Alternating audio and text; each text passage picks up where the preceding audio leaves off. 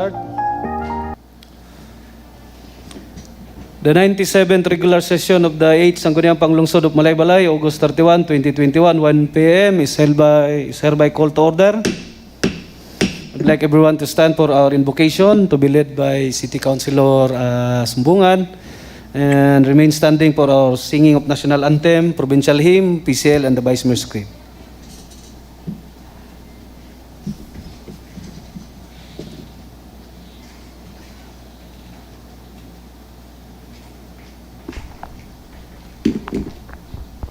Okay, let us pray. Among amahan nga langit nun, Diyos, ikaw ang tinubdan sa tanang butang. Tinubdan sa kalipay, kalinaw, ug labos tanan o Diyos, ikaw ang tinubdan sa mga kinabuhi. Kinuda ko mi kalipay pasalamat karon ining matawom nga kapunon. Salamat o Diyos sa imong higugmaong kalulot, na kanunay kaatiman kanamo ug nagatabon kanamo o Diyos. Bisan pa nini among gisagubang karon nga mo ang COVID-19 pandemic nga usa ka hulga sa among kinabuhi. But God, salamat sa imong proteksyon ug salamat sa imong pag-preserve sa among gyud nga tagstag sa kinabuhi. Ginoo, dalaygon ikaw nining matahom nga kapunon karon niya kami. Gapasiugdan na sab kami sa among ika 97 nga regular session. Lord, may mga pag-ampo namo Ginoo nga ablihi ang tambuanan sa langit o bubuan mo kami mga panalangin, labi na gyud ang kaalam nga langit nun. Ihatag ka namo, Diyos, bisan pa Ginoo sa among presiding officer, among vice mayor, Tony Pabilyaran. Giyahi siya, o Diyos.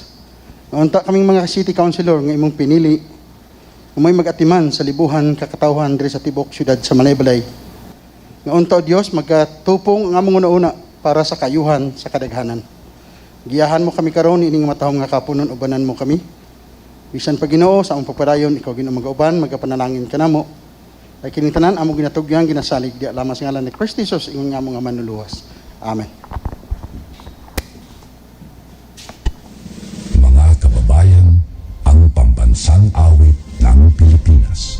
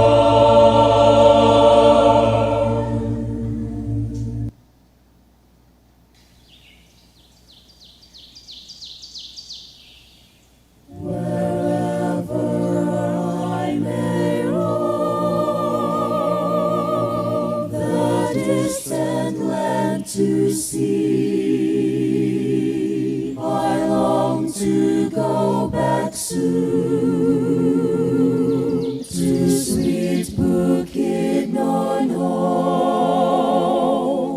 where lovely mountains hide,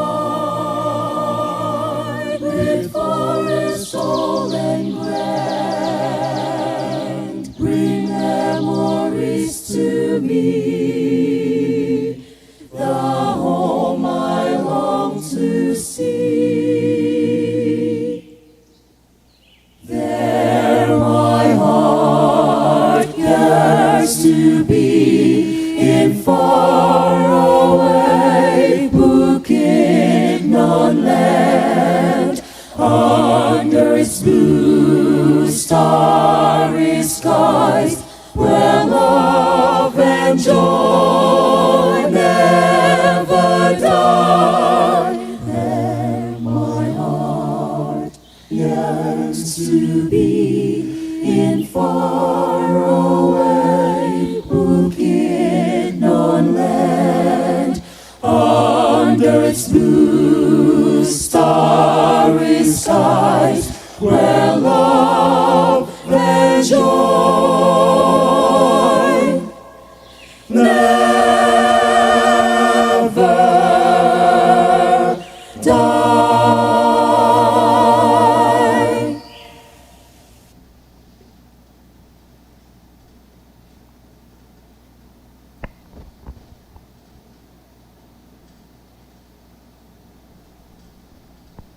Please raise your hand.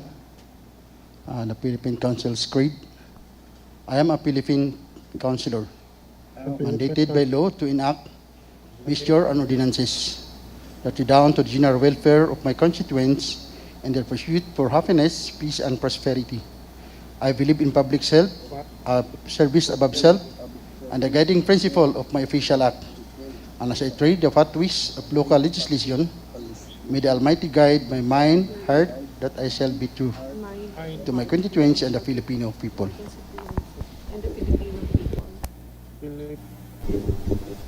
Creed of Vice Mayor. I am a Vice Mayor, and my covenant with my people is to devote myself to the public. By divine providence and by the will of the people, I am mandated to preside over the local legislature, that with integrity and statesmanship, I shall lead the local legislature to enact measures and ordinances for the common good, and fulfill my people's aspirations for happiness, peace, and prosperity. With Almighty God, help me consecrate myself for the people I am called to serve. Thank you, City Councilor Sumbungan. I'd like to request the Secretariat to please call the roll.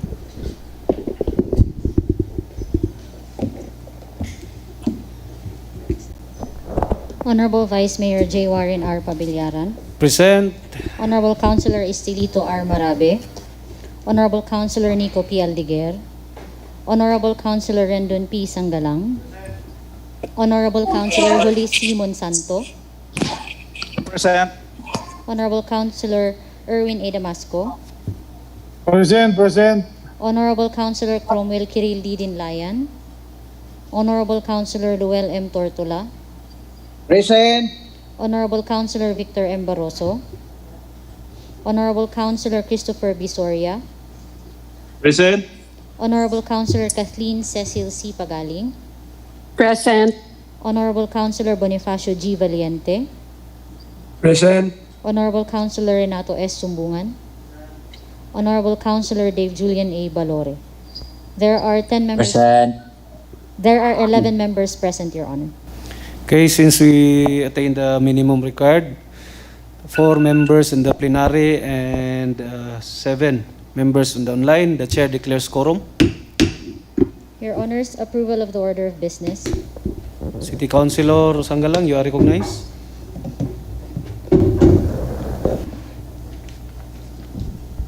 Thank you, Mr. Chair. I move for the approval of the order of business as presented with amendment, Mr. Chair. Okay, continue.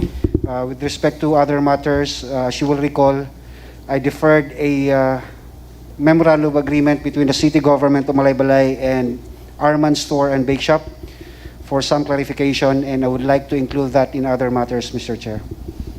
Okay, in a second. Second. It It has been moved and seconded that we adopt our order of business for our 97th regular session. Any more discussion? Any amendments from the member on the floor?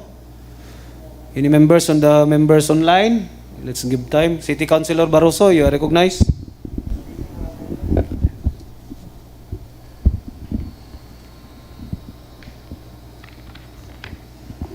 Mr. Chair, additional amendment. Okay, continue. Thank you.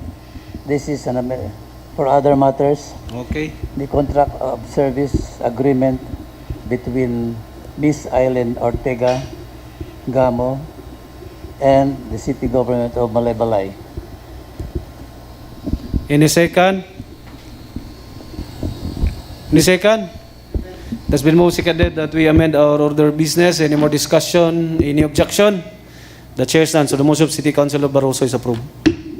Any more amendments from the online members? Any amendments from the online members? None? Any? Mr. Chair. None. Any objection to the motion of City Councilor Sanggalang to approve our order of business as amended by City Councilor Barroso? Any objection? The chair stands, so the motion of City Councilor Sanggalang is approved. Your Honor's reading and approval of the minutes of the previous sessions, namely the 95th regular session held on August 17, 2021, and the 96th regular session held on August 24, 2021. Okay. Any motion, City Councilor Sanggalang, again, you are recognized to dispense the actual. Thank you, Mr. Chair. I move to dispense the actual oral reading of the 95th and 96th minutes of regular session, and let the members of this august body read it silently, Mr. Chair. Any second? It has been moved and seconded that we dispense the actual oral reading of the minutes of the 95 and 96th regular session and review it page by page. Any more discussion? Any objection? The chair stands, so the motion of City Councilor Sanggalang is approved. The chair recognizes City Councilor Tinlayan. Good afternoon. Okay, let's review it. The 95 regular session, page 1, 2, 3, 4, 5, 6, 7, 8. And last page, 9. Any correction of the 95 regular session, 95th regular session? Any correction? None. Let's go to the 96th. Page 1, page 2, page 3, and last page, page 4. Any correction from the members on the floor? Members online? There are no correction. Any motion for the approval of the minutes as reviewed? City Councilor Sanggalang, again, you are recognized. Do, na napunta do. I move, Mr. Chair, that the minutes of the 95th and 96th regular session be approved. Any second? It has been moved and seconded that we approve the 95 and the 96th regular session as reviewed. Any more discussion? Any amendments? Any objection? The chair stands, so the motion of City Councilor Sanggalang to approve the 95th and the 96th regular minutes of the regular session is approved. Let's continue, Madam. Privilege are your honors. Anybody who'd like to advise? City Councilor Sumbungan, you are recognized.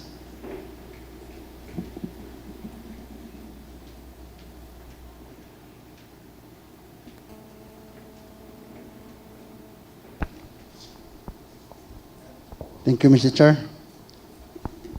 The Honorable Presiding Chair, Vice Mayor Jiwarin Pabiliaran, my fellow colleague, City Councilor, ladies and gentlemen, good afternoon. Good afternoon. Hapon ng mga sulod ko, tumindok din ita siyudad na Malaybalay. Sa naka-online, may hapon dia. May hapon. Magsayam hapon. I'm honored to speak in front of you today. The status of indigenous cultural communities, indigenous people here in the city of Malaybalay. That on August 12 this year, two different venues for two different agenda was conducted for on behalf of the ICCIP's ancestral domain claim of Barangay Dalwangan and the Peace Pact program between Dalunyag, Dilamansi clan, respectively. A dialogue was conducted between the title ancestral domain of Daraghuyan and Balition, headed by Bae Inatlawan and Adelina Tarino and Dato Billy Lumigoy of Barangay Dalwangan, with the ancestral domain claim of the Maranding, Tunasan, and Kulinsaw clan, all of Barangay Dalwangan, Malaybalay City. To settle the issues and concern raised by the ancestral domain claimants, it was agreed by the body to have a win-win solution.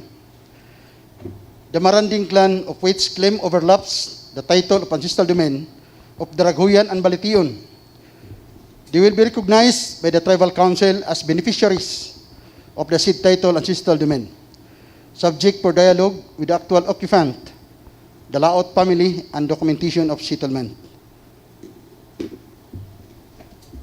Number 2, Tunasan clan, of which claim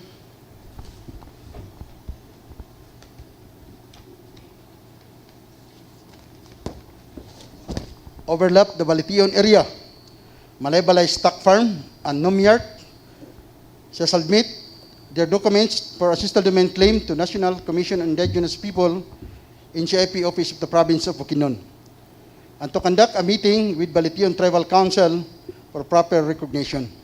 Number 3, the Kulinsaw clan, of which claim overlaps Nomyard, Bureau of Sowel, title area of Unda, and Pailagaw family, shall submit their ancestral domain claim at the NCIP office. Our prayer and my determination to the end the struggle of the ICCIP's their ancestral domain claim will be our great contribution to everyone's success.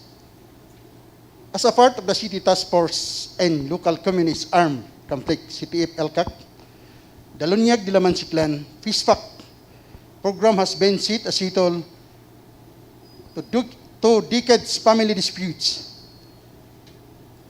August 12, 1:30 in the afternoon, I, together with the city tribal chieftain Dato Sinaligan Hari Isumbungan, conducted a consultative meeting with the Barangay Kanayan tribal council members headed by Dato Jiboy Sagubay regarding the said Peace Pact program. The tribal council members strongly support the program, a peace negotiation between the 2 clans in the big impact to the peace and order here in the city of Malaybalay and the municipality of Cabangnasan, Bukidnon. Lambagaho darwa ha pamilya, reconciliation of 2 clans over the 2 decades of disputes. Dalonyag clan of Barangay Kanayan, represented by Armando Dalonyag, aka Commander Ambu, and Dilamansi clan of Freedom, Cabangnasan, represented by Punong Barangay Dato Dante Dilamansi. Finally, unity and peace will prevail. Part of the reconciliation process shall be ritual, tribal settlement, documentation, and hap-hap hugahinawa to the given of the first party. A suggested venue for the said activity will be here at the People's Hall, Old City Hall, at most convenient time by the both parties in coordination with the 8th IB Battalion Commander, Philippine Army, our city mayor, Honorable Provincial Doc Flores, and Congressman, 2nd District, Honorable Attorney John Flores, and the Malaybalay City Tribal Council. For on behalf of this committee and the Tribal Council of Malaybalay City, I would like ask for your support of this reconciliation activity. We strengthen our very own culture. Madakol salamat sa magbabaya, magabulig kaniyo alan. Mr. Chair, I move for adoption of my privilege speech. Any second? Any more discussion? Any objection? The chair is not, so the motion of City Councilor Sumbungan is approved. Anybody would like to avail the privilege hour? And the members on the plenary? How about members on online? None. Let's continue, Madam. Your Honors, question R, there are no invited guests, Your Honors. Okay, so continue. Your Honors, first reading and referral of proposed measures and other communications. Item number 1 is a proposed ordinance entitled An Ordinance Providing Educational Assistance and Subsidies to Teachers of the Alternative Learning System, the City Division of the Department of Education, City of Malebalay, Your Honors. Okay, to the Committee on Education. Next, Your Honors, is a second endorsement dated August 24, 2021 of the Honorable City Mayor Florencio T. Flores Jr. endorsing to the Sangguniang Panlungsod members the Memorandum of Agreement between the City Government of Malebalay and the Department of Agriculture Regional Field Office 10 regarding the development and upgrade of Swine Production Center project of the National Livestock Program, Your Honors. Okay, to the Committee on Agriculture.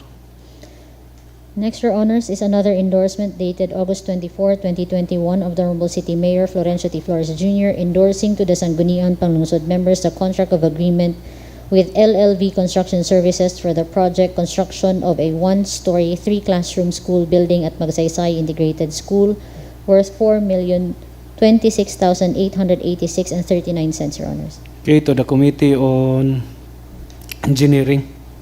Your Honors, another endorsement dated August 23, 2021 of Honorable City Mayor Florencio T. Flores Jr. endorsing to the Sangguniang Panlungsod members the contract agreement between the City Government of Malaybalay and Ms. Eileen Ortega Gamo for consultancy on human resource management and organizational development for the City Government of Malaybalay from September 1, 2021 to December 31, 2021, Your Honors. Okay, to the Committee on Civil Service and Personnel Management. Another endorsement, Your Honors, dated August 26, 2021, Your Honors, of Honorable Florencio T. Flores Jr., City Mayor, endorsing to the Sangguniang Panlungsod members the Resolution Number 4, Series of 2020 of the City Appraisal Committee relative to the appraisal on the properties of Mr. Arturo C. Caliao in his intent to sell the said property located at Barangay Kasisang to the City Government of Malaybalay intended for septage facility of the City, Your Honors. Okay, to the Committee on Human Settlement, Zoning and Land Use. Another endorsement, Your Honors, dated August 26, 2021 of Honorable City Mayor Florencio T. Flores Jr. endorsing to the Sangguniang Panlungsod members Resolution Number 3, Series of 2020 of the City Appraisal Committee relative to the appraisal of the property of Mr. Job S. Kadungog in his intent to sell said property located at Barangay Kasisang to the City Government of Malaybalay intended for the new slaughter site of the City, Your Honors. To the Committee on Human Settlement, Zoning and Land Use. Last item, Your Honors, is a letter dated August 25, 2021 of Ms. Arlene A. Ho, City Budget Officer, submitting to the Sangguniang Panlungsod members for legislative authorization and approval the Supplemental Budget Number 1 for calendar year 2021 of Barangays Kulaman and Mapulo, Your Honors. Okay, to the Committee on Finance, Bank Accounts and Appropriations. Nothing follows, Your Honors. Okay, any motion for the approval for the first reading? Any motion? City Councilor Sanggalang. Thank you, Mr. Chair. I move that the following referrals on communications be considered to have passed the first reading and be referred to the respective committees, Your Honor. Any second? Any more discussion? Second. Any amendments? Any objection? The chair's none. So the motion of City Councilor Sanggalang is approved. Committee reports? And there is no committee report? None, Your Honor. Calendar of business. Your Honors, business for the day is a second reading of a proposed ordinance, Your Honors, pardon the word resolution, entitled An Ordinance Providing Educational Assistance and Subsidies to Deserving Students Enrolled in Tertiary Education, Your Honors, in recognition of educational institutions in the City of Malaybalay, appropriating funds therefor and for other purposes, Your Honors. City Councilor Barroso, being the chairman of the Committee on Education, you are recognized. You have now the floor.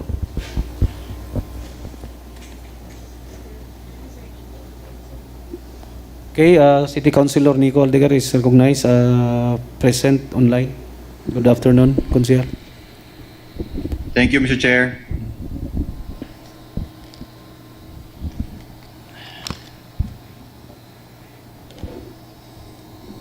Thank you, Your Honor, and good afternoon, Afternoon. and also to my colleagues, both in session and online. In behalf of the Committee on Education, with the following members, Honorable Rendon P. Sanggalang and Honorable Kathleen Cecil Pagaling, it is my pleasure to submit this report of this proposed ordinance for second reading, entitled An Ordinance Providing Educational Assistance and Subsidies to Deserving Students Enrolled in Tertiary Education Courses in recognized educational institutions in the city of Malaybalay, appropriating funds therefore and for other purposes. May I proceed, Mr. Chair? Okay, continue. Whereas Section 1, Article 14 of the 1987 Philippine Constitution mandates that the state shall protect and promote the right of all citizens to quality education at all levels and shall take appropriate steps to make such education accessible to all. Whereas Paragraph 3 of Section 2, Article 14 of the aforesaid Philippine Constitution also provides for the establishment and maintenance of a system of scholarship grants, student loan programs, subsidies, and other incentives which shall be available to deserving students, especially the underprivileged.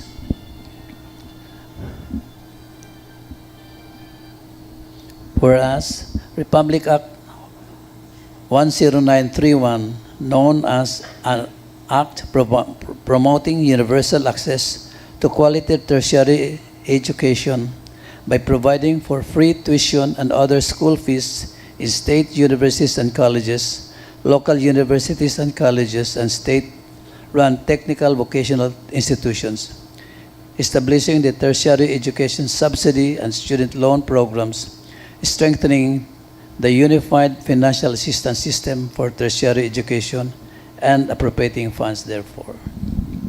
Whereas Section 17, Paragraph 4,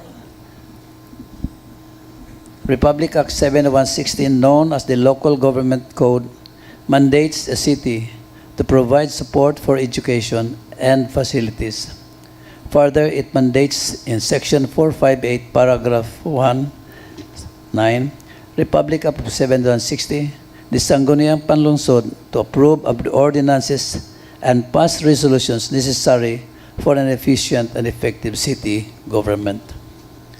Now, therefore, be it ordained by the 8th Sangguniang Panlungsod of the city of Malaybalay, Bukidnon, in regular session assembled that Section 1, an ordinance providing educational assistance and subsidies to deserving students enrolled in tertiary education courses in recognized educational institutions in the city of Malaybalay, appropriating funds therefore and for other purposes.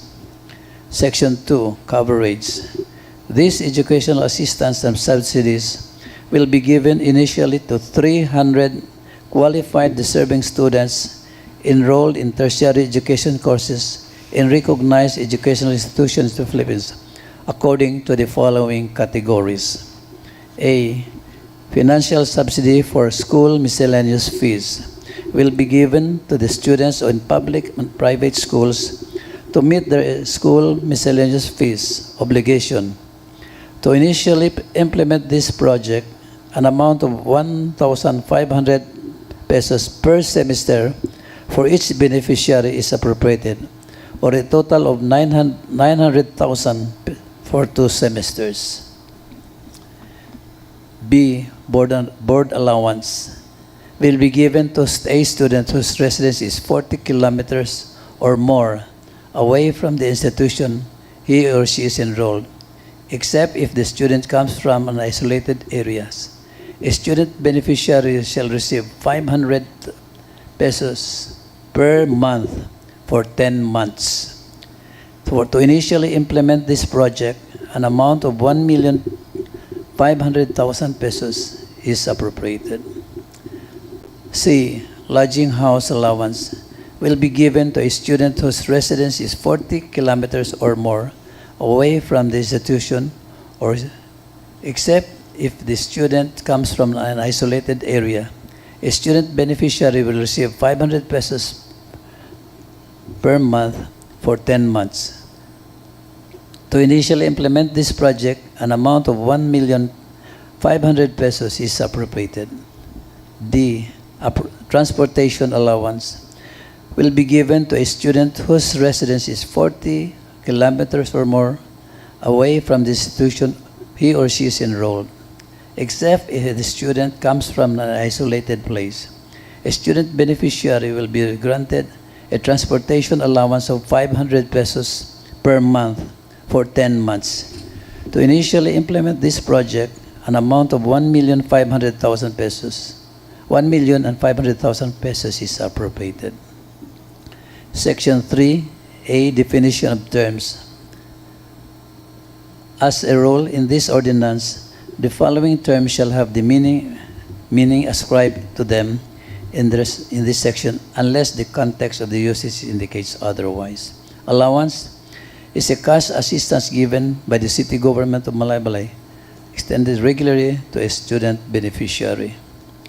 A board allowance, an amount given to a student to pay for the rent in a boarding house.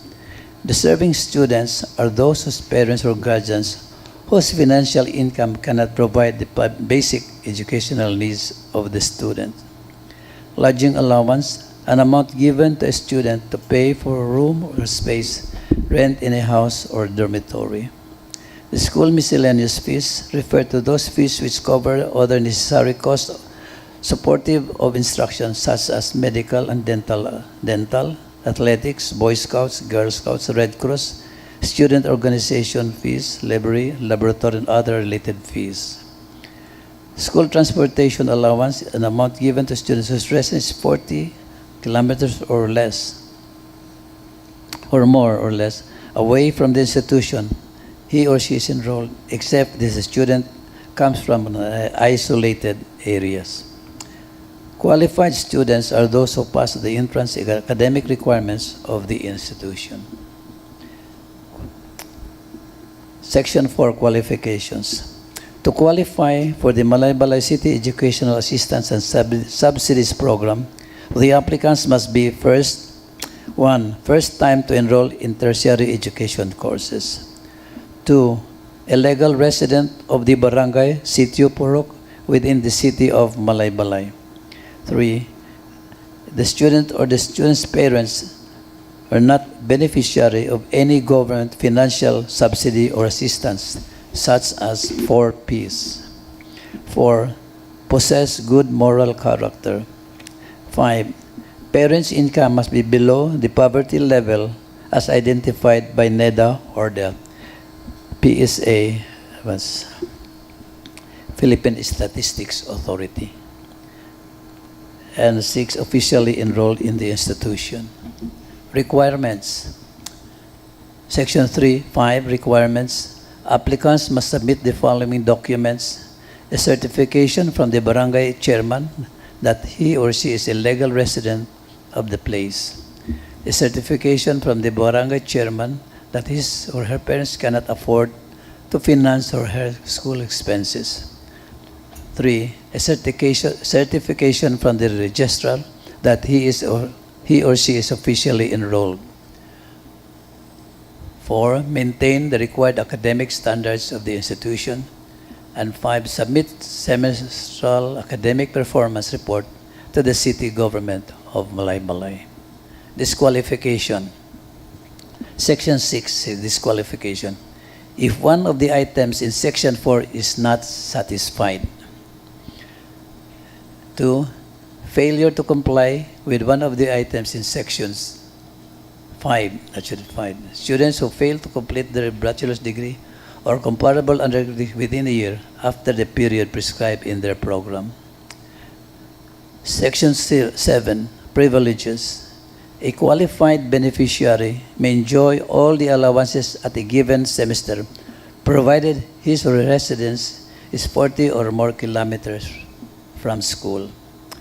2, a qualified beneficiary may enjoy 1 or 2 privileges at a given semester if he or his or residence is less than 40 kilometers from school. Section 8, implementing offices. The following offices shall be responsible in the implementation of this ordinance: the City Social Welfare and Development Office. 2, the City Planning and Development Office. 3, City Budget Office. 4, the City Human Resource Office. 5, the City Legal Office.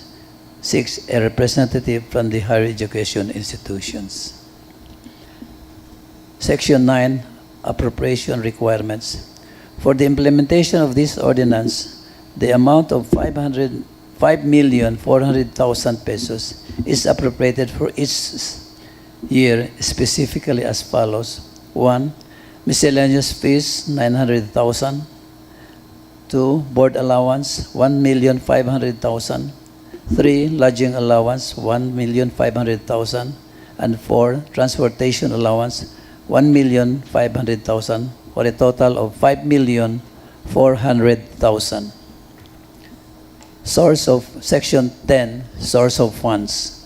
The source of funds for this project is from the general fund of the city government of Malaybalay, specifically from the Gender and Development Appropriation. Section 11, separability clause. If this ordinance or any provision of this ordinance shall be declared unconstitutional, invalid, or unlawful, other parts or provisions hereof which are not affected thereby shall continue to be in force and in effect. Repealing Section 12, repealing clause. All local ordinances, executive orders, and administrative regulations or parts thereof which are inconsistent with any of this provision are hereby repealed, modified accordingly. Section 13, effectivity. This ordinance shall take effect immediately upon approval and compliance of all requisite effectivity. That's all, Your Honor. Thank you. Okay, can you make the necessary motion for that so that we could proceed to discussion? I move, Mr. Chair, I move that this ordinance be submitted for approval for second reading as Presented. second. Any second? Second. Okay, it has been moved and seconded that we adopt the committee report for the second reading. Any more discussion? Any query from the members? Mr. Chair, City Councilor Monsanto, you are recognized. thank you very much, Mr. Chair. I appreciate this ordinance, Mr. Chair, because it will really help our students who are interested to go to college, Mr. Chair. Although we are only giving assistance, so meaning to say limited support can be given only. Am I correct to the reporting chair? Any response? Yes, Your Honor. Okay. Now, in as much as in the first implementation of this ordinance, it mentions only a beneficiary of about 300 students. Is that correct? Yes, Your Honor, initially. Okay. Now, is there a body, is there a committee that will screen who will qualify for the 300? Because I believe that if this will be passed and implemented, I believe thousands of students will be applying. Now, is there a committee or a body who will screen and approve who are those qualified? Any response? Yes, Mr. Chair, Section 8 of the ordinance, implementing offices. The following offices shall be responsible in the implementation of this ordinance. It's enumerated there. Okay. It's Yes. enumerated. You Yes, proceed? I believe, Mr. Chair, that it mentions several offices. But I am more concerned of who among them will decide. Because the offices mentioned will be on the implementation. Now, who will decide and who will determine kung kinsa ang mo-qualify ng mga estudyante unya aning assistance? Okay, Is there a body created for that purpose? Okay, any response? Mr. Chair, it is part of the function of these implementing offices to decide later on. Of course, they will decide who among them will be the chair of the committee, Mr. Chair. Okay, follow-up question. Okay, Mr. Chair, do we have a disqualification, Mr. Chair, that if the students is a relative as to what degree to any employee of the city government of Malaybalay or to any of those employee of the following agencies concerned? Do we have any disqualification to that in the ordinance? Mr. Chair, Okay, continue. I have, in respond. Section 6, I have mentioned disqualifications. However, the one noted by our Honorable Councilor Monsanto is not included. It will be, should he recommend that it be included, it will be well taken, Mr. Chair. Okay, pero Yeah, I just hope, Mr. Chair, that we can have a clear-cut guidelines on that because I believe that we have also extended, even before this ordinance, we have extended also the city, I believe, some educational assistance, but sad to say that not all of them, not of those deserving students was able to receive. Matod pa sa mga estudyante, palakasay na daw. And I do hope there will be no palakasay on this ordinance. That is why I am very, very interested in determining who will finally decide kinsa ang mga estudyante nga qualify and then naabay disqualification. Kay basin og mga pag-umangkon, mga kaparintihan na sa mga empleyado nga naa sa city ang magka-benefit. I believe that everybody knows that dili ta pwede magpakabutaan. So that is why I am interested that this ordinance be crafted to check unsa nang mga nakita tanto ng mga differences before, Mr. Chair. That's all. Thank you, and I hope that will be given also some attention and consideration in crafting this ordinance, Mr. Chair. Thank you very much. Okay, thank you, City Councilor Monsanto. Thank you, Mr. Chair. Any response? Okay. Noted, I will assure the Honorable Monsanto that when this will be Mr. Chair. this will be submitted for third reading, his observations will be included. Okay. City Councilor Tortola. Thank you, Mr. Chair. I just want to add the sentiment of Honorable Monsanto. And this is also one of my dream to have this kind of program.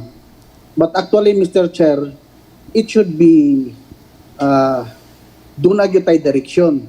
Like for example, Mr. Chair, in Valencia, in their scholarship program, they already produced 2 doctors, Mr. Chair. And considering also the expenses, if you have a medical student, Mr. Chair, maybe you are having some, they are free from lodging, board and lodging, and any other expenses because we presume that those deserving students are already scholars in the universities they are in because they are valedictorian. Their selection is they are supposed to be valedictorian and scholars of the institution they are applying. So in that case, Mr. Chair, libre na ilang tuition fee, but the support of the government is on the miscellaneous allowances, book allowances, board and lodging, transportation allowances. That should be supported by the government, Mr. Chair. Kaya kung nga na, makaproduce ganda, akong pangutana, Mr. Chair, on this scholarship program, asa naman ang atong mga scholars karon? Wala gani ko nakitaan nga nakaproduce kitang scholars which are already engineer, already doctors, nga professional na. And how did, giyon sa pagtabang na sad sa atong in return sa atong mga scholars? Musa, I suppose we should incorporate in this program kung unsaon sa pag reciprocate sa atong natabang sa ila, pagtabang nila later on. Kaya kung ingani nga scholarship program, because this is tertiary na, they will become professional after this scholarship program. So, nakaprogram unta supposed to be, nakaprogram sa unsaon nato sila, pag-repay ni aning atong scholarship. Pero sa ako lang, kani unta, i-allow unta nato, like Valencia Scholarship, pareha ng support sa deserving nga doctor, we will support really to those deserving student, like deserving student who are aspiring to be a lawyer, ato nang supportan, including the board exam expenses. True and true na gina siya, Mr. Chair. I hope we can rejoin this in our program nga ato ning ma-incorporate with the implementing rules which will be crafted by the persons or the department under Section 8. Another thing, Mr. Chair, ako na lang tiwason ang akong concern. I also have concern on Section 4. In Section 4, Section number 3, the student or the student parents is not a beneficiary of financial subsidy and assistance of purpose. Gamay ra kay ni supposed to be naatay mga deserving student nga purpose beneficiary. Pila ra ng purpose beneficiary. They should not be disqualified. They should be included on this program. I hope so, Mr. Chair, this will be heard by our proponent because I'm also a co-sponsor of this ordinance, Mr. Chair. That's all, Mr. Chair. Thank you. Okay, any response from the reporting chair katong mga concern ni City Councilor Tortola? Thank you, Mr. Chair. As to the first observation of Councilor Tortola, it's well noted, but then I would say that would be a separate, if it is necessary, it will be a separate ordinance because it specifies already what courses are to be supported by the city. Okay. So maybe we will need some other ordinance for that, or the professionalization of our students. Because if you will note, Mr. Chair, it says in the opening title of this, it is institutions in the city of Malaybalay, and in the Malaybalay, there is no institution that offers, let us say, doctor of medicine, no, like that. So I believe that will require another ordinance, especially that the amount involved is, shall we say, big. No, if we support, let us say, one student for every professional course, and that they will require them to go to Manila and outside of Malaybalay, it will require a huge amount, Mr. Chair. So maybe what we can do is, we will entertain that, but we will have a separate ordinance for that, okay. Mr. Chair. As to his second observation, it is well taken, Mr. Chair. So, Section 4, Paragraph 3 will be taken out. Yeah. Okay, Madam Secretary. Okay, that's all. City Councilor Tortola. Thank you, Mr. Chair. So, Section 4, Paragraph 3 will be taken out as one of the qualification. Yes, So, Mr. no distinction No whether distinction. the parents is beneficiary for peace or receive subsidy from the government. Okay. Yes, Your Honor. Okay, any other query from the members online? Mr. Chair? City Councilor Aldeguer, you are recognized. Yes, Mr. Chair. I just have one question, Mr. Chair. Am I clear, Mr. Chair? Yes, clear. Thank you, Mr. Chair. Just one question, Mr. Chair.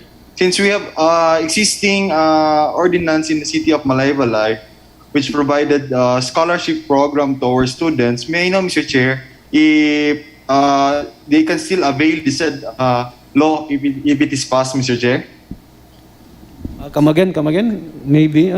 Mr. Chair, not existing ordinance, Mr. Chair, ga-create og atong scholars na kanatong mga scholarship program. Yung pautanan na ba existing? May kung pumapasa ni nga balaod, kuhan makabil bagya tong existing na tong mga beneficiaries. Ini qualified ba to katong karaan existing? Qualified po gyapon as long as they will meet all the requirements, and qualified po gyapon, Mr. Chair. And if you're referring to the ordinance the first ordinance that we have recently passed is for basic education, is for the elementary and senior. And this ordinance is for the higher education, Mr. Chair. Okay. For information, ang city government has already scholarship program, college and high school. I have here information that we have 230 incoming first-year college scholars and 125 incoming grade 7. So, ang query ni City Councilor Aldeguer, those incoming or those students who avail the existing scholarship program, maka-avail ba kuno gihapon ani? So nadawat sila sa city, di mo apply po sila ani kung qualified sila. So pwede ra ba kuno?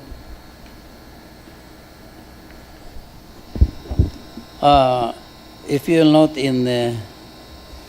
note in what's this? We have already what's this? We have already deleted in section 3, Mr. Chair, Section 3. of section 4. So pwede ra. O pwede ra. Dili ang pasabot niya na For as long as scholar siya, namatay existing scholarship karon sa city. Scholar siya daan. scholar daan. Pwede gyapon siya maka-avail ani kung ma-approve ni. Pwede gyapon. Duha na. Kay lahi man ang scholarship sa O city. lahi po ni kay subsidy ram ni na Subsidy assistance. man eh. Okay. Sa allowances man eh, Mr. Okay, Chair. City Councilor Aldiger, ini follow-up Thank you, Mr. Chair. That is just my point, Mr. Chair. No? Since the only recipient of the scholarship is minimal, because the recipient of the scholarship of the city government is those students that who qualify during the exams. So that is just my point, Mr. Chair. That I think it might be unfair to others nga wala pa pod mataganog scholarship or support since para na ako murag, Mr. Chair, murag dahil double compensation, Mr. Chair ba, if ever nga maka-avail pa sila sa scholarship sa city, sayang ba itong uban ng mga kabataan nga interested mo eskwela, na wala i-support kay tungod wala nakapasar sa scholarship program sa city or dili sila maka-availan ng scholarship. So, if I mean, Mr. Chair, this is just opinion, Mr. Chair. If it can be considered that if naka-avail na sila sa city scholarship program, di na sad sila pwede mo avail ni. So para mahatag po sa uban natong students, para mabahin po sa ilang, Mr. Chair. That is just an opinion, Mr. Chair. Any response from the reporting The chair? observation of Honorable Aldiger is noted. So you will agree that part of the provision is that if you already avail the existing scholarship program, di nakapili ani. Except if it depends on what is that scholarship given by the city. It covers the board and lodging, lodging and so forth. Because this is very specific that what allowances are being given. Okay. City Councilor Aldeguer? Thank you, Mr. Chair. Thank you very much.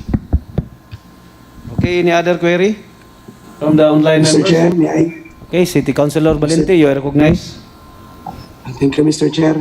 May hapon sa tanan. Continue lang katong kang Kunsyan Aldiger.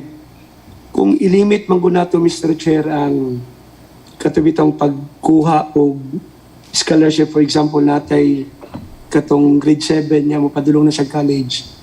I think, Mr. Chair, dili siguro na ito ilimit. Yung ano man, ang foundation nila, unless kung maayo ang performance, Mr. Chair, they have the outstanding grade, and then motivated man sila, Mr. Chair, para ani.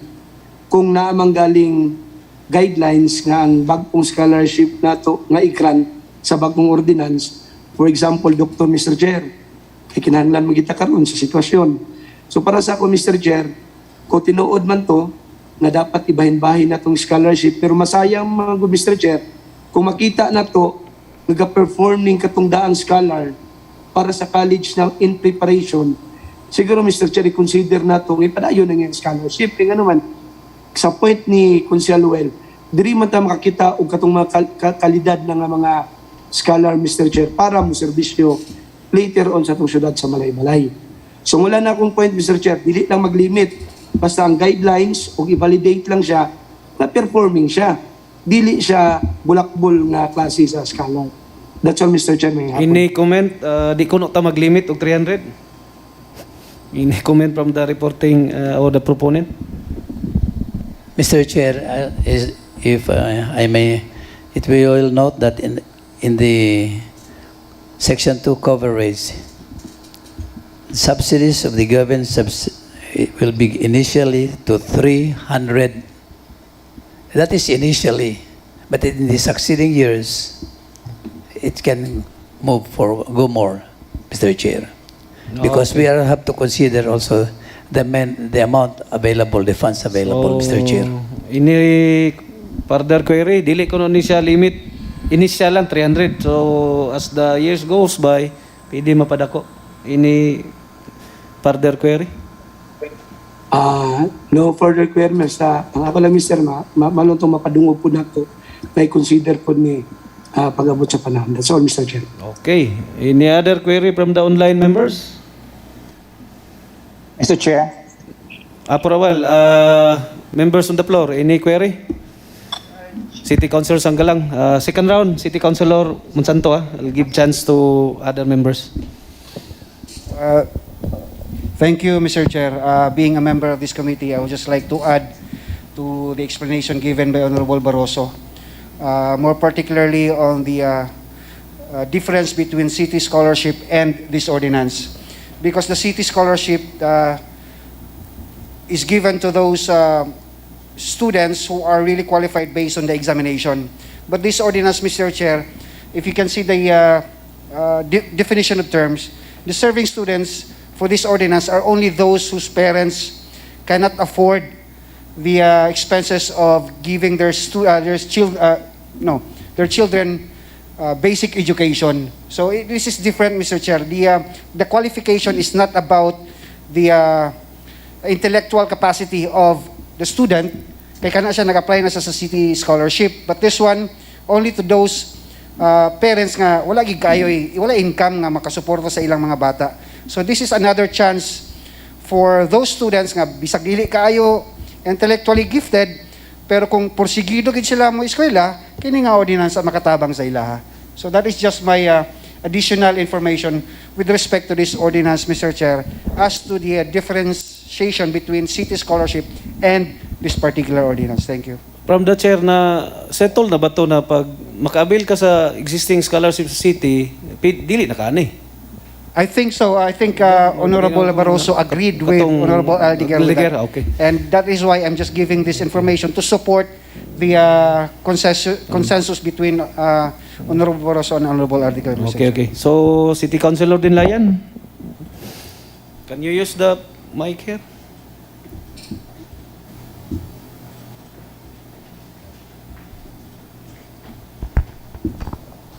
Thank you, Mr. Chair.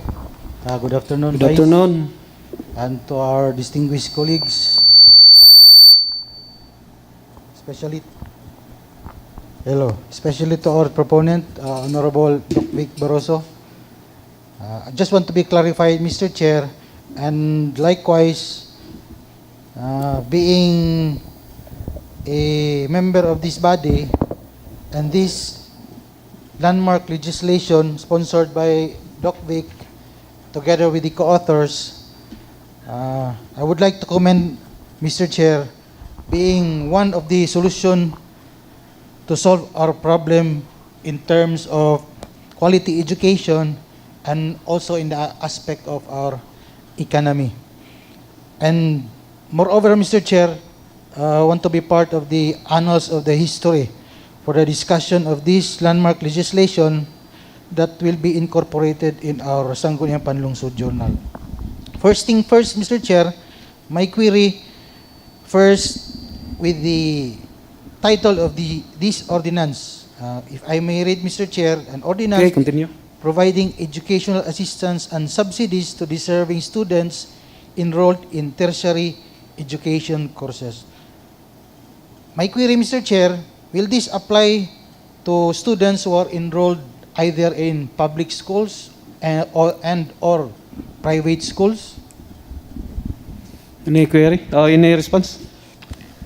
No distinction of the school, private or public? I think I mentioned in the ordinance that this is both for the public and private schools, Mr. Chair. Both.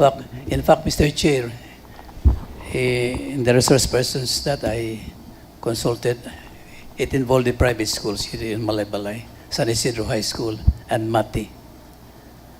So I have there incorporated here the suggestion of San Isidro High School administration. So it's both, for both. There is no distinction whether you are from, it is public or private. Whether you enroll in any of the schools, you will be entitled to the privileges, Mr. Chair. Okay, thank you, Mr. Chair. I did ask that question, Mr. Chair, because in our educational assistance that is presently being implemented by our office, by the SP with the Office of the Mayor, we only provide educational assistance to those enrolled in private schools, considering that public schools, medyo libre na ang tuition. Anyway, this is only an allowance to enlighten our body, Mr. Chair. May I proceed, Mr. Chair? Continue. With the Section 5 requirement, with the indulgence of the proponent, may I ask, Mr. Chair, what is the definition of a legal resident as part of the qualification? Section 5, number 1. Well, my assumption of legal resident is you are a resident of that place, city or porok or barangay, for at least a minimum of 1 year perhaps, or 6 months, just like, as long as it is certified by the barangay official, the chairman, Mr. Chair. Especially the parents. Meaning to say, sir, 6 months to 1 year. Yes, Mr. Chair. What if a student coming from other neighboring cities or LGUs, they will transfer here and they will reside here good for 6 months to 1 year? Can they now be qualified to avail our educational assistance? For as long as they have satisfied their requirement of residency, Mr. Chair, the number of months.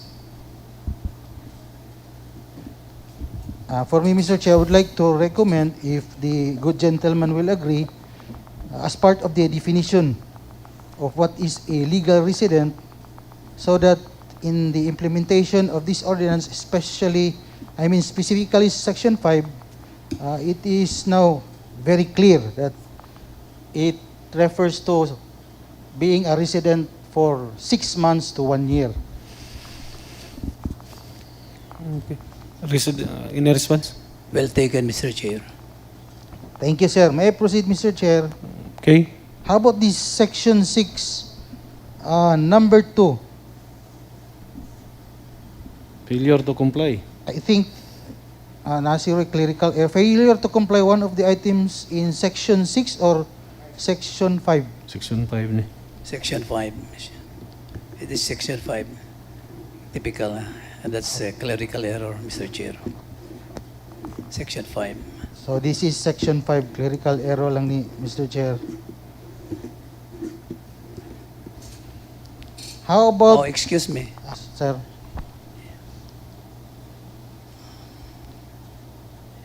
That's Section 4, Mr. Chair. The number 2 is Section 5.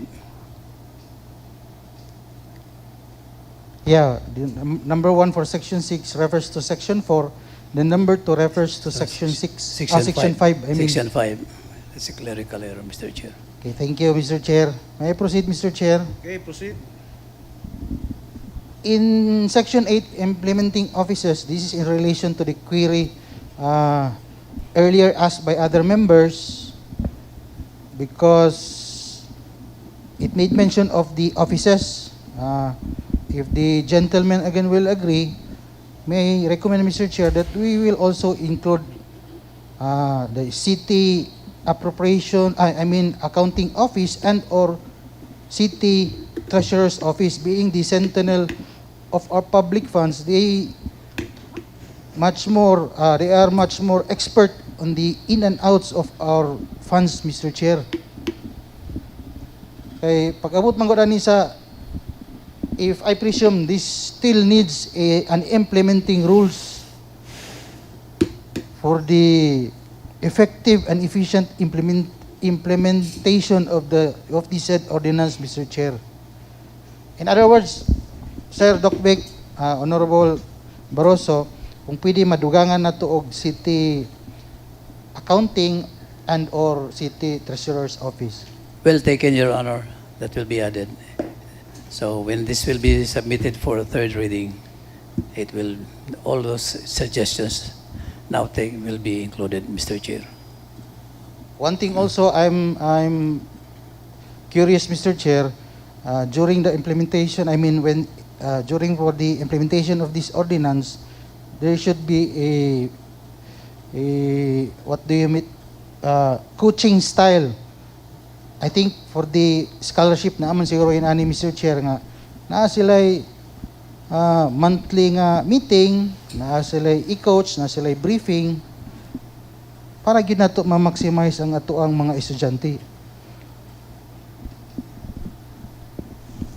Kanala kong mga una ani nga section, Mr. Chair. And for the last part, Mr. Chair, Section 10, source of funds, it made mention of the specific source, the gender and development appropriation. My query, Mr. Chair, I think we have a gender and development plan that is being made annually. My question is, nasulod ba ni sa gender and development plan ang kaning plano nga maghimo og ordinance? Any response? Na-appeal ba daw ni? It is precisely why I am presenting this today, Your Honor, because we will be tackling the city budget, annual budget this coming October.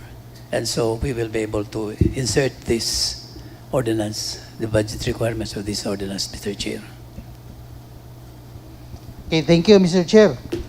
That's all, Honorable Barroso.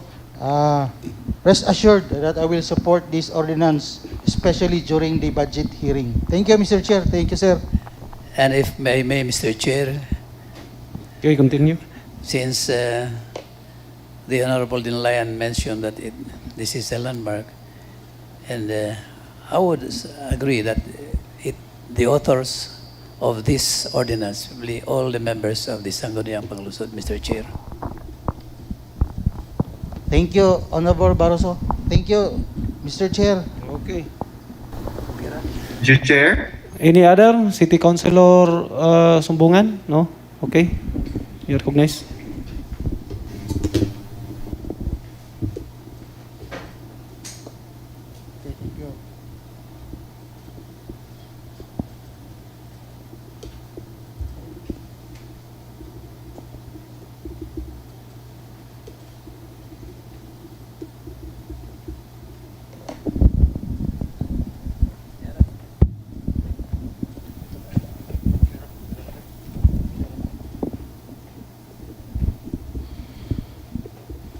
Thank you, Mr. Chair. And salamat kayo sa proponent nining city ordinance na paghatag og grant sa atong mga estudyante. First, ang una akong pangutana is pwede naman siguro di nato butangan og numbers nga ingon sa atong proponent nga initial 300 tungod kay ordinansa man ni og once nga ma-approve na ni, so ang ato na lang siguro is di na ta magbutang og 300 ka beneficiary, but ang ato na lang agdon ang fund availability. So di pa kaya ko aning ordinance, I hope nga una-una maka-benefits ang mga IPs. Tungod kay nakita man ginato ang IPs na ginganlan indigenous people.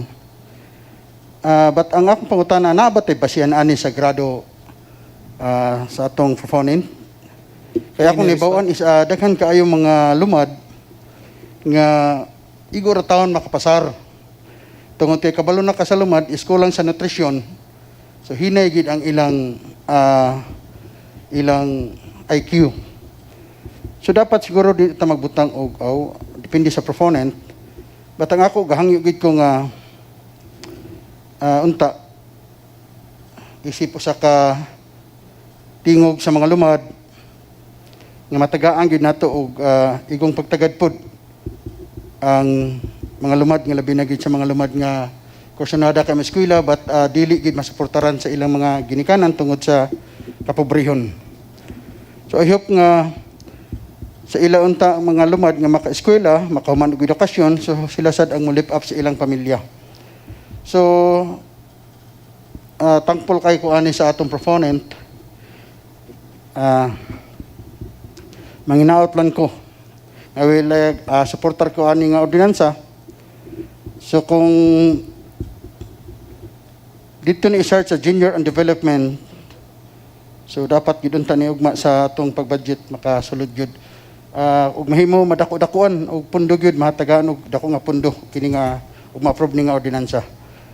So I hope Mr. Chair nga kini nga ordinance mapasar unya wala bitaw ingon nga sama sa ingon ganing attorney Monsanto nga walay palakasan. O katusad na kaabil na og scholarship, pwede po, dili na to sila, kaya ron daghan makaabil. So nga na siguro, Mr. Chair, ang ako madugang ani nga, ibalik na ako sa proponent. Okay, thank you. Okay, any other query from the members? Mr. Chair? City Councilor Surya, Balore, Pagaling? Before I'll turn over. None, Mr. Chair. Okay. None, Mr. Chair. For a while, City Councilor Monsanto, then City Councilor Aldeguer. Okay, City Councilor Thank you, Mr. Monsanto. City Councilor Monsanto, you are recognized. Thank you very much, Mr. Chair. I heard Honorable Aldeguer mention, Mr. Chair, of that ordinance in the city where we are providing scholarship to some deserving students. Now, I understand that the budget for that ordinance will also come from the city. I believe that will be classified as education or what. Now, this ordinance will also be needing some budget. Of course, the same purpose for education. Now, could we not possibly have these two ordinances incorporated, Mr. Chair, so that there will be only one budget for educational assistance? Any Will that be response? possible? Any response from the reporting chairman? Is it possible that we will incorporate these two ordinances so that the query of City Councilor Monsanto, so that there will be one unified ordinance? Mr. Chair, if I may respond to the query of observation of Honorable Monsanto, I would like to cite Section 12, Section 12 repealing. All local ordinances, executive orders, and administrative regulations or parts thereof which are inconsistent with any of the provisions of this ordinance are hereby repealed or modified accordingly. Besides, Mr. Chair, I am not familiar with the previous ordinance, Mr. Chair, so I do not know what's the really content of the previous ordinance, because in this ordinance it is very specific what are the privileges that will be involved that the beneficiaries will receive. If I recall, Mr. Chair, Okay. in the previous years, I recall that every time there are scholars from the city government, during my time as president of the Bukidnon State University, the payments were only for tuition fee, Mr. Chair, because at that time, there was no free tuition. So the tuition lang last time. So I don't know now what is the coverage of that ordinance but being referred to, Mr. Chair. City Councilor Monsanto. Yes, Mr. Chair.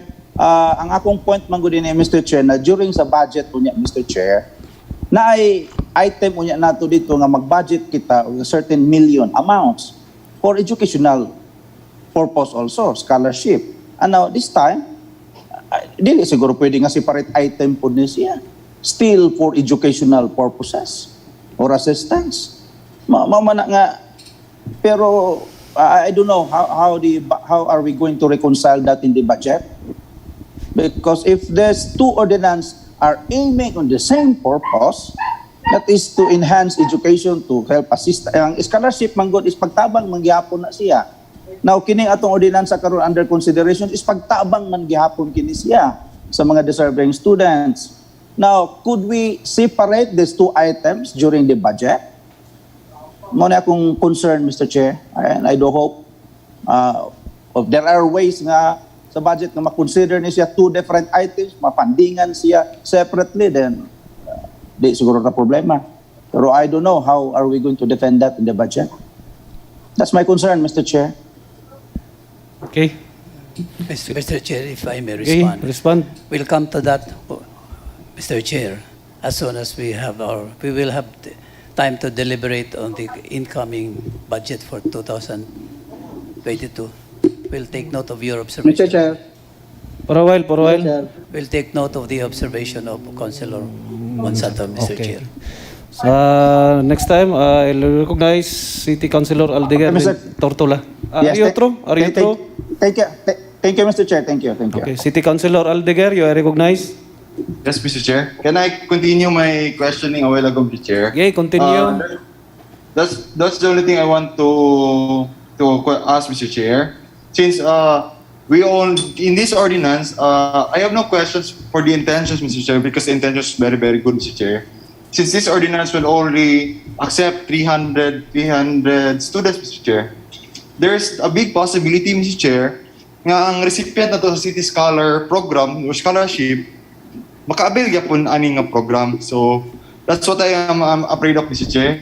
Since there are students that are also deserving nga wala nakapasa sa City Scholarship Program, pero mas lesser na noon ang support. So that is why, Mr. Chair, if the proponent could consider that if we can, this ordinance, maka-avail lang, Mr. Chair, kala naka-avail sa ato ang City Scholarship Program. At least, Mr. Chair, matagaan po na itong chance itong mga kabataan nga interesado mo eskwela pero walay suporta or less ang support nga gikan sa government ton kaya wala sila nakapasa sa lain-lain nga scholarship program ang gi-offer sa national o sa city government, Mr. Chair. That's all, Mr. Chair. City Councilor Tortola. Thank you, Mr. Chair. Thank you. Just an observation, Mr. Chair. I would just like to inform my colleagues that we already started the crafting of the full devolution of functions on the result of the Mandana's ruling, Mr. Chair. And if you notice, we might be working on a budget of 2.4 billion on 2022. So all of the concern, especially on the tertiary, because on the services of education, Mr. Chair, some of this will be transferred to the LGUs. So we will look into this.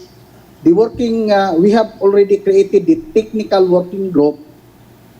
We also invited the DepEd representative to cover on what basic services we can grant, especially on the tertiary education, Mr. Chair, because that is one of the provision of the Executive Order 138.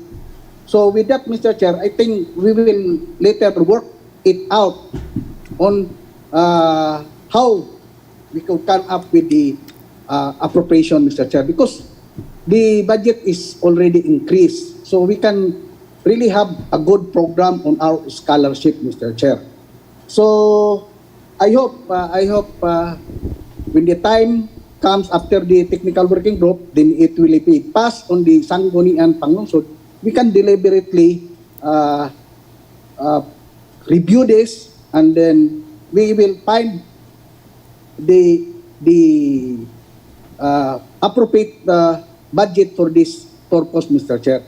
I hope my colleagues will also prepare for this eventuality, Mr. Chair.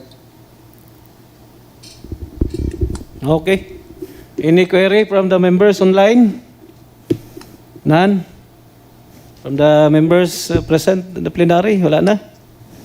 Okay, from I the... have also, Mr. Chair, I have just one observation, Mr. Chair. Oh, continue. Through the, yes, Mr. Chair, because under Section 3, Mr. Chair, Section 3, qualified number 7, qualified student, Mr. Chair.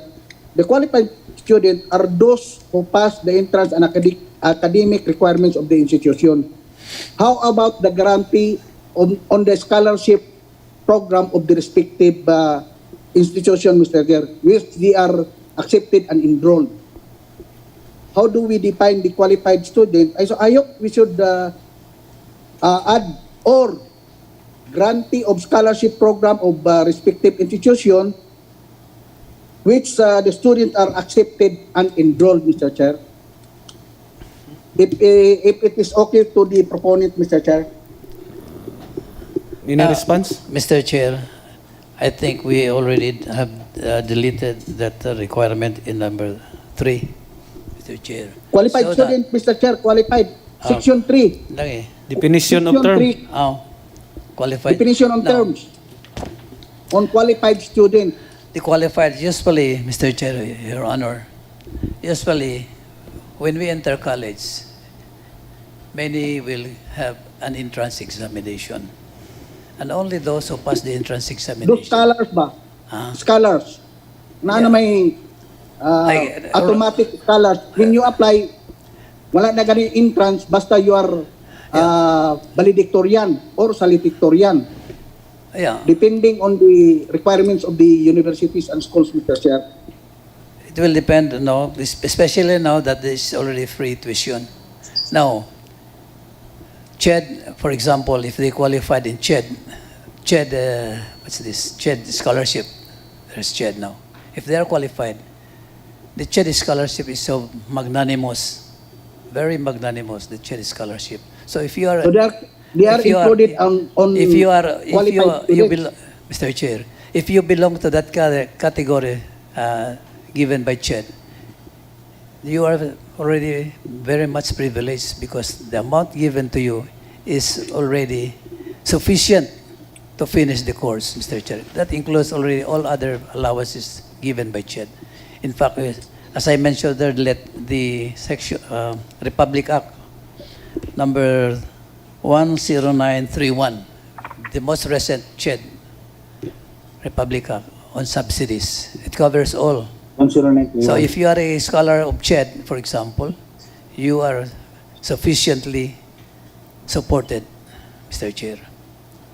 In fact, last time, Mr. Chair, if I may, Mr. Chair, last time when the CHED chairman was here in Malaybalay, visited Bukidnon State University, I happened to be there as being a member of the Board of Regents. And they presented the different CHED scholars rather. So, if that is, however, for other scholarships, perhaps you have to look into it, Mr. Chair, for other scholarships. But if you are a CHED recipient, you don't need additional subsidy or assistance, Mr. Chair. Okay, continue, City Councilor Tortola. Okay, Mr. Chair, I'm just preparing what is under the definition of term, Mr. Chair.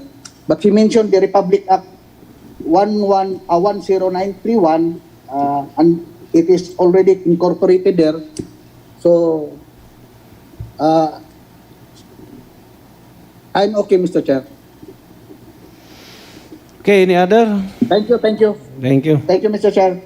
Okay, thank you, City Councilor Tortola. Okay, if there are no other query from the members, from the chair, let's start. What's the difference between lodging house allowance and board allowance? No, libog kayo. Gibasa na ako. Board, if you are, no? During the definition, will be given to a student whose residence is 40 kilometers or more away from the institution, except if the student comes from isolated area. What do you mean by isolated area? How will you differentiate that two? Mr. Chair, there are places here in Malaybalay which are isolated. So, let's take, for example, Manalog, Kibalabag, and other places. So, who will determine now that area is an isolated area? We can ask, although we don't have in the higher education, but we can ask, if I remember, Mr. Chair, when we presented at educational assistance program for the basic education, DepEd has identified what schools are considered isolated. And we can start with that, Mr. Chair. Pero if I compare section 2B and C, pareha raman. Lodging house will be given to student whose residence is 40 kilometers or more magyapon away from the institution. Yes, Mr. Chair. Except if the student comes from an isolated area. Except from If I may explain, Mr. Chair. So if you are a student from an isolated area, dili ka makabil sa lodging house allowance. You can, Mr. Chair. No, except if the student comes from an isolated area. It is in the definition. Okay, I read letter C. Lodging house allowance will be given to a student whose residence is 40 kilometers or more away from the institution he or she enrolled, except if the student comes from an isolated areas. Letter B. Board allowance will be given to a student whose residence is 40 kilometers or more away from the institution he or she enrolled, except if the student comes from an isolated area. So, if I am a student, comes from an isolated area, dili ko makadawat og board allowance. If I am a student, comes from an isolated area, dili ko makadawat og lodging house allowance. No, it's a definition. Mr. Chair, may I respond to your... Okay, sige. Now, you will note, Mr. Chair, it said, if your residence is 40 kilometers or more, you will be entitled to this allowance. It is an exception. Kaning isolated place, Mr. Chair, is an exception to that 40 requirement, Mr. Chair. Okay. It is an exception to that 40 requirement, Mr. Chair. If I may explain. So, beyond 40, bisan pa og beyond 40 ang imong place but isolated. You are entitled to the privilege. Oh, less 40 ka less pero 40. isolated. Less 40. Basta isolated. Makabail ka. Makabail ka, Mr. Okay. Chair. That's the content of that, Mr. Okay. Chair. So, unsa may diferensya sa board and lodging? Isahon na din siya. Unsa may diferensya sa board allowance and lodging allowance? Just for purposes of appropriating funds, Mr. Okay. Chair. No? Board allowance Board is for rent in a boarding house. lodging is for renting only. Because if you will note, Mr. Chair, if I may, Yes. many students just rent a space, rent a room, and they will spend for their own food. Ang board Ang board is for your food and other.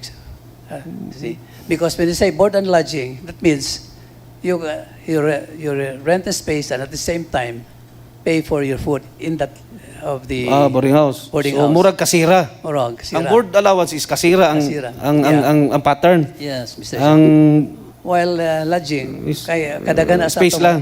Space raman ang kadagana sa atong estudyante di Then, Balay. naman to'y Sa gawas lang sila mukaon. Naman to'y gibutang diri na you cannot avail sa to katong na diri. Dili ka ka-avail o more than sani. A qualified beneficiary may enjoy one or two privileges at a given semester if he or she receives 40 kilometers is less than. So, kung less than 40 kilometers, You can avail of any one or two. one or two Yes, Mr. Chair. privilege lang. Yes, Mr. Chair. So, unsa man dayon ang ilaha? Let us Transportation allowance. say, transportation allowance. Let us say you are from Aglayan, Bangkod, which is commutable, Mr. Chair. No? So, one or two. Yeah. But So, it's either A A. or B, B. A or C or A or D. Yes, Mr. Chair. Pero katong mga exception, pwede siya A, B, C, D. Tanan, ma-avail niya. Okay. And then another thing is that kaning sa appropriation, a source of fund, can we have a security clause? The source of funds for this project is the general is from the general fund of the city government of Malaybalay, specifically from the gender development appropriation, subject to availability of fund. Yes, Mr. Honor. Thank There you. should be a provision na subject to ability of fund. Kaya kung during the deliberation sa gender and development, I think if I'm not mistaken, it's only 75 million. Daghan biya kay requirement dito. Nadabi lugar og Sa 75 million, ang nabilin is 3 million na lang. Ang total ani is 5.4. So, in order to not to have contradictory provision, ibasig mo ingon na una magidiri. So, unahon lugar ning 5.4 or so there should be a provision na safe ang mechanism in the appropriation of these funds. Well taken, Your Honor. Subject to availability of funds. Noted, Your Honor. So, to summarize, kung kani siya, maka-avail ka, what if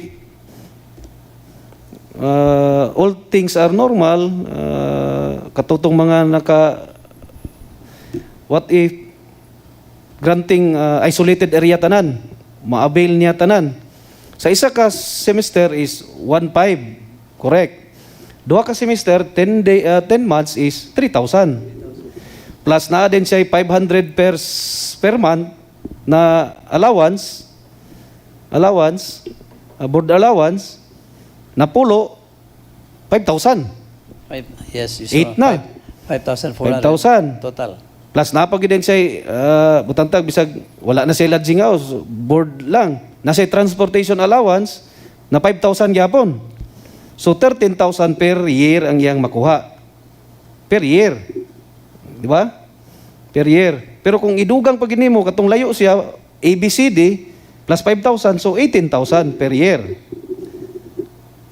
Mubitaw na ang total mo, niabot og 5.4 million. 4 million. So kaning 5.4 million, kung imong ma-avail tanan, okay, maximum na siya. What if tanan 300 na mga student, ma-avail niya tanan ang ABCD na allowances, so 18,000 per year ang iyang madawat sa city government.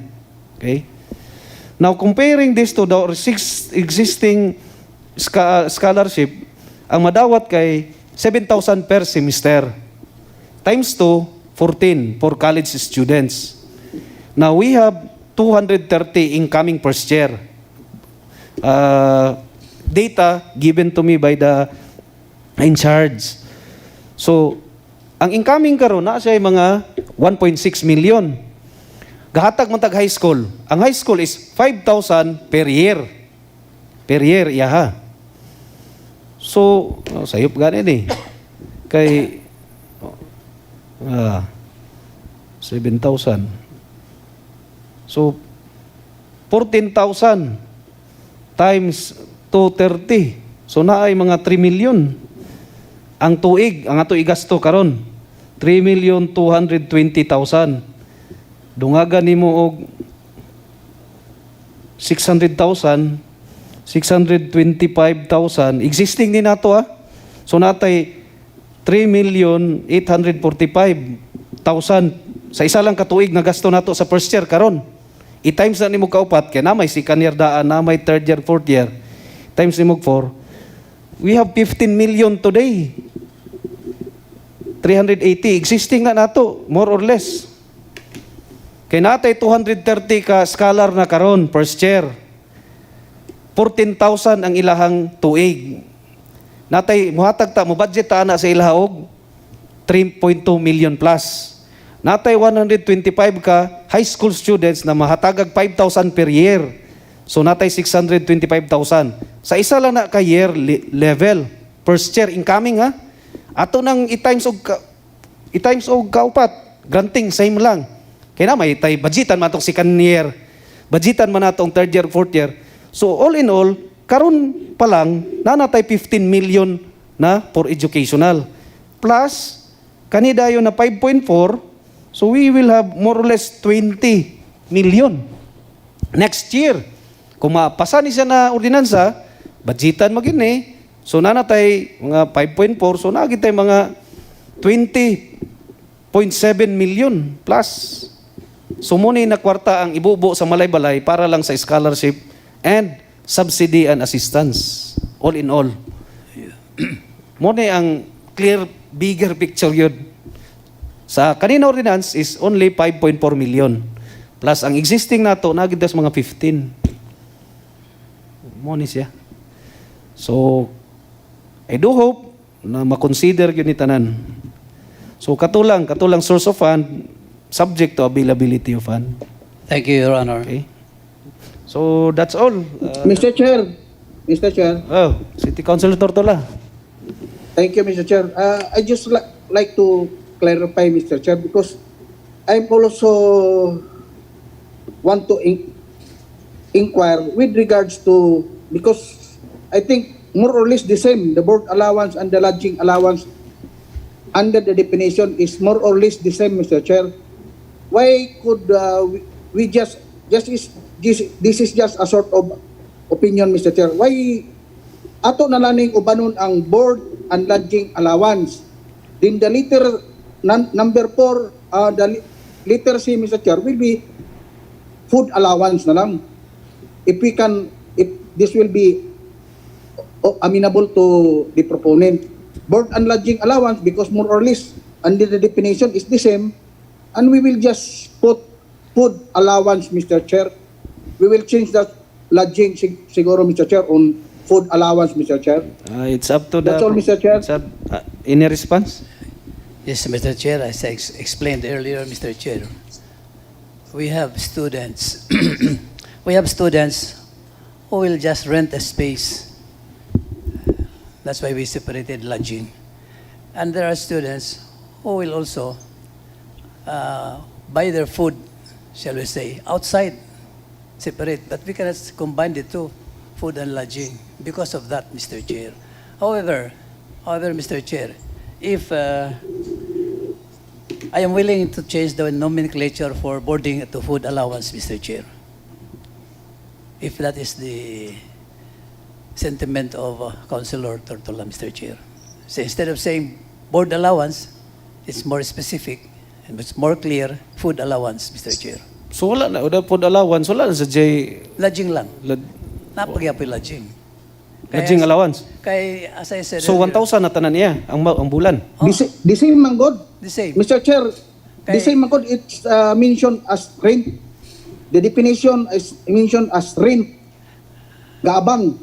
Dito gihapon sa lodging is rent gihapon, rent for a space on the house. Abang man, ang definition is rent. Ilisan lang ng board o food. Board and lodging lang. Board and lodging allowance. Then the other item is food allowance. Because later on, Mr. Chair, if we will work on the increased budget, basing madugangan na to ang ilang kay increase magud na ang board and lodging allowance, ang board and lodging nila expenses ga-increase man na every year. So we can also work on the increase of the allowance. Then the food, we will determine on how much we can give on the food allowance, which will be fixed. The food will be also fixed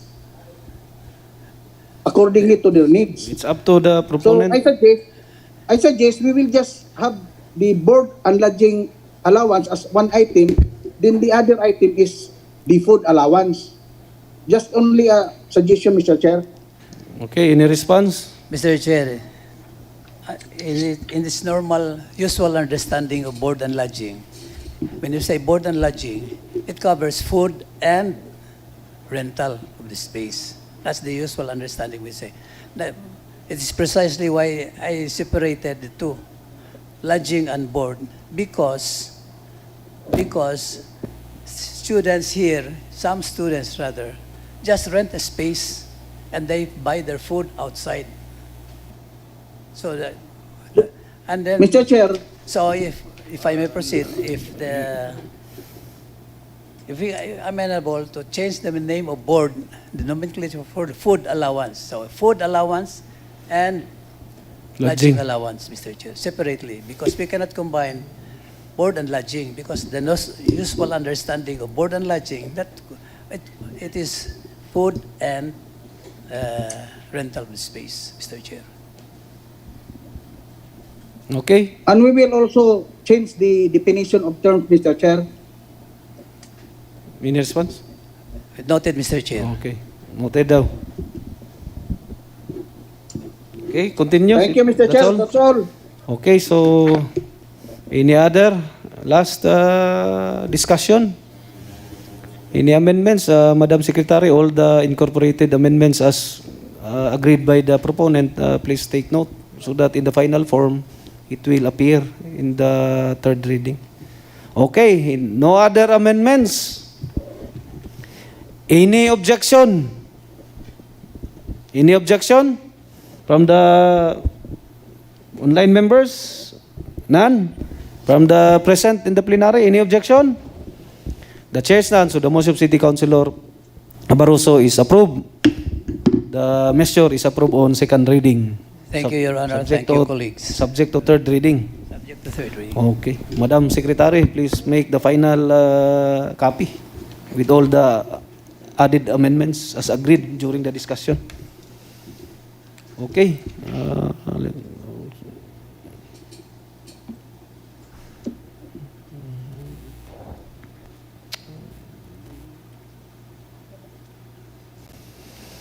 Next item. Other matters. Other Your Honor. matters. City Councilor Sanggalang. Recess 1 minute. Snack.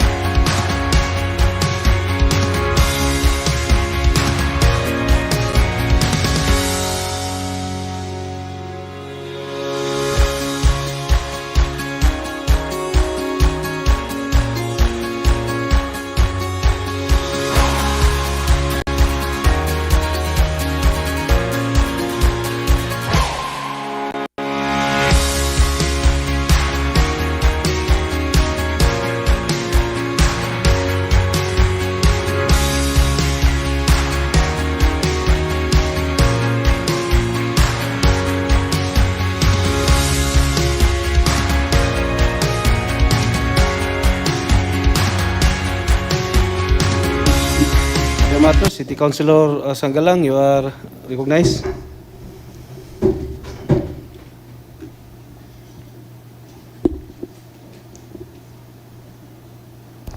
Thank you, Mr. Chair. Good afternoon. Good afternoon, everyone. Good afternoon.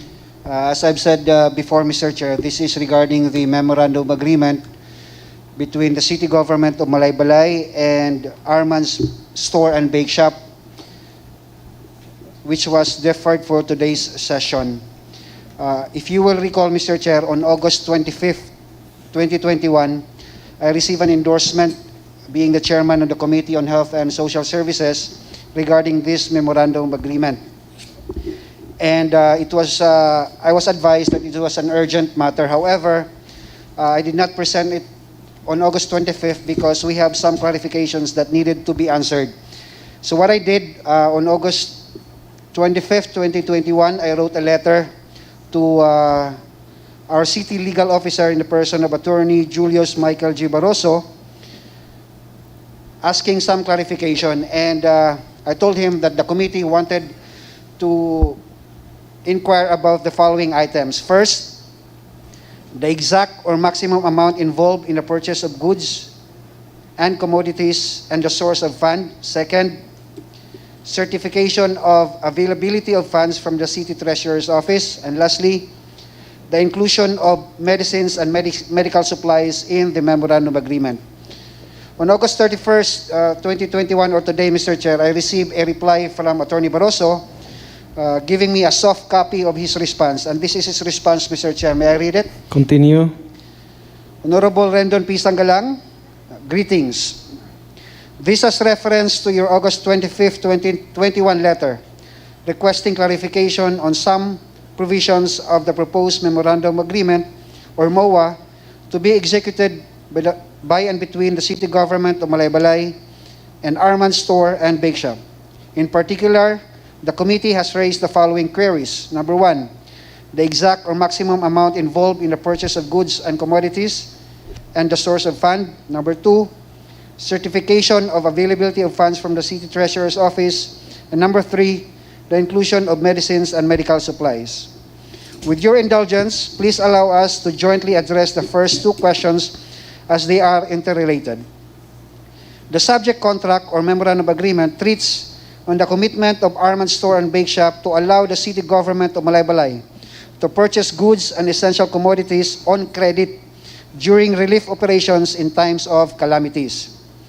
Thus, there is no actual purchase of items covered in the said MOA, and there is no amount indicated thereon.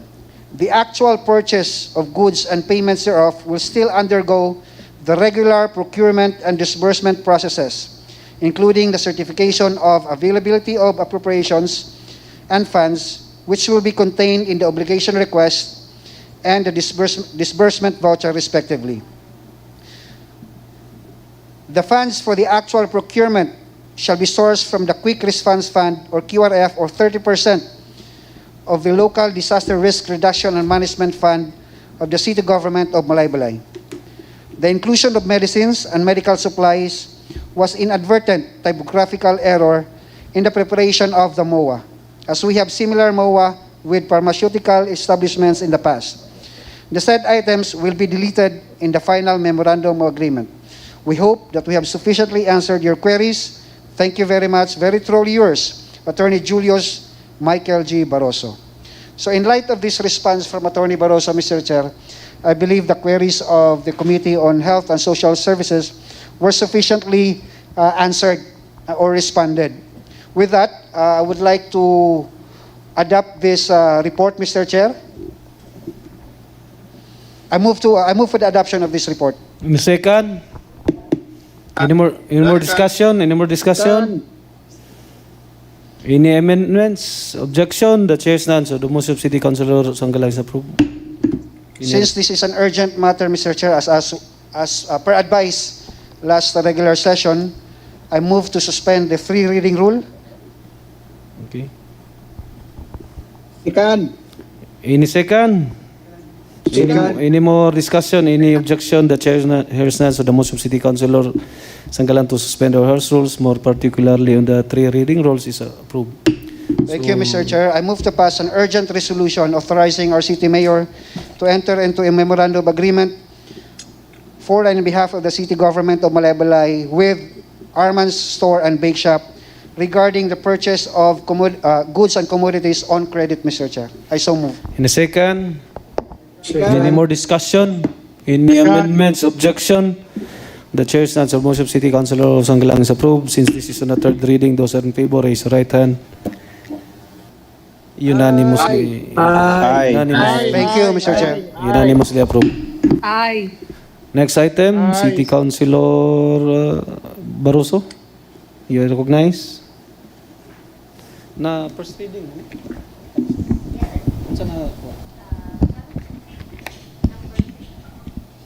Okay. Okay, dili naman. Thank you, Mr. Chair. Number 4. And Okay, good afternoon. continue. And, if you will note, Mr. Chair, in item number 10, number 4, this contract for service between Miss Eileen Gamo and the city government was presented for first reading. But considering, Mr. Chair, that the need for this contract of service for to be approved, I may request that this be taken up right now and to pass a resolution regarding this matter, Mr. Chair, if it is possible.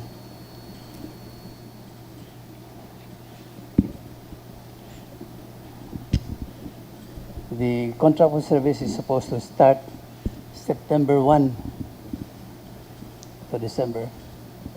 So if it is approved by this body, that we pass an urgent resolution on this matter, Mr. Chair.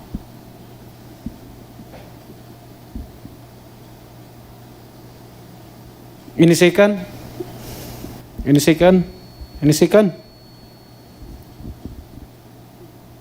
There's none. Second. It has been moved and seconded that we adopt the report of City Councilor Barroso, more particularly the contract of service between the city government and Ms. Eileen Ortiga Gamo. Any more discussion? September 1 to December 31, 2021. 30,000.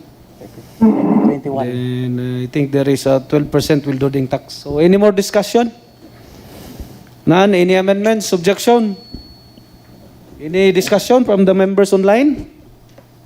Mr. Chair, Okay, City Councilor Monsanto, you are recognized. this is a contract of services, Mr. Chair. Yes. The city government of Malaybalay and Ms. Eileen Ortega Gamo. Okay. Any For- response? The contract of services for consultancy, Mr. Chair. Any response?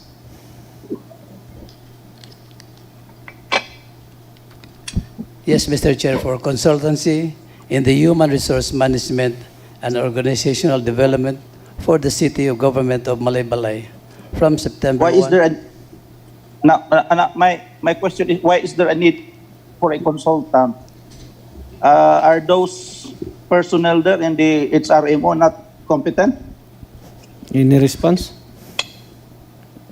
I think it's not that they are not competent, but they just need to be assured that what they know is being, shall we say, supported the need of consultancy, Mr. Chair. Can we not subpoena or summon this Ortega to appear in the next session so that we can ask something about consultancy? If, Mr. Chair, if it is the desire of this chamber, we Okay. can. So you will withdraw your motion for the approval. Yes, Defer this Mr. matter. If it is the desire of this chamber. Any second? It has been moved and seconded that we defer this matter in order to accommodate the request of City Councilor Monsanto. Any more discussion? Any amendments, objection? The chair is none, so the motion of City Councilor Barroso to defer in order to accommodate the request is approved. So, Madam Secretary, by nature of the discussion, please invite Ms. Eileen Gamo in the next succeeding September session, in line with the inquiry of some members regarding with the contract of service. Yes, sir. Okay. See? City Councilor Sanggalang, you are recognized? In relation to that, Mr. Chair, may we ask also Ma'am Magnolia Improgo to be here? Okay, Madam Secretary, also include in the invitation, Improgo, Ma'am Improgo. So, City Councilor Monsanto, your request has been granted. Wala naman. Since there are no other matters to be tackled, the chair declares an adjournment at exactly 2:55 in the afternoon, so ordered. Thank you, ladies and gentlemen. Recording.